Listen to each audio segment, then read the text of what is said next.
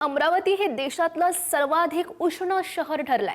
शुक्रवारी 41.8 अंश सेल्सिअस कमाल तापमानाची नोंद झाली आहे। सलग दुसऱ्या दिवशी अमरावतीमध्ये सर्वाधिक तापमान दिसलंय। विदर्भातील 6 शहरांचं तापमान 40 अंशांच्या पार गेलंय।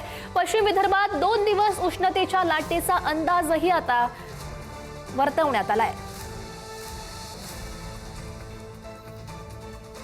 विदर्भात तापमानाचा पारा वाढू लागलेला आहे।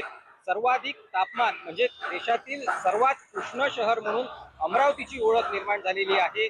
आणि मी सध्या याच अमरावतीच्या डॉक्टर बाबासाहेब आंबेडकर चौकात उभा आहे, ज्या ठिकाणी मोठी वर्दळ वाहनांची या चौकामध्ये असते। मात्र उन्हाचा तडाखा ज्या पद्धतीने वाढतो आहे, मात्र या चौकातील वाहतूक व्यवस्था देखील कोलमडत चाललेली आहे। या ठिकाणी जे पोलीस सुरक्षा यंत्रणा आहे ते देखील आपली उन्हापासून बचाव करण्यासाठी शेल्याचा किंवा टोपीचा आधार घेऊन या ठिकाणी दिसत आहेत।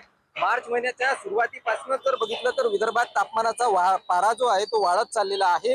गुरुवारी अमरावतीमध्ये जर बघितलं तर 42.2 अंश तापमानाची नोंद या अमरावतीमध्ये झालेली आहे। यासोबतच विदर्भातील 6 जिल्ह्यांमध्ये तापमान वाढ झालेली आहे। अकोला असेल, यवतमाळ असेल, चंद्रपूर असेल, ब्रह्मपुरी असेल आणि नागपूर या सर्व ठिकाणच्या तापमानामध्ये मोठ्या प्रमाणात वाढ होत चाललेली आहे। पुढील 2 दिवस उष्णताची लाट अशाच पद्धतीने राहील असा अंदाज देखील हवामान विभागाकडून वर्तवण्यात आलेला आहे।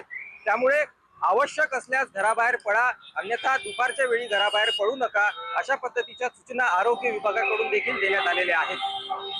छगन जाधव, पुढारी न्यूज, अमरावती।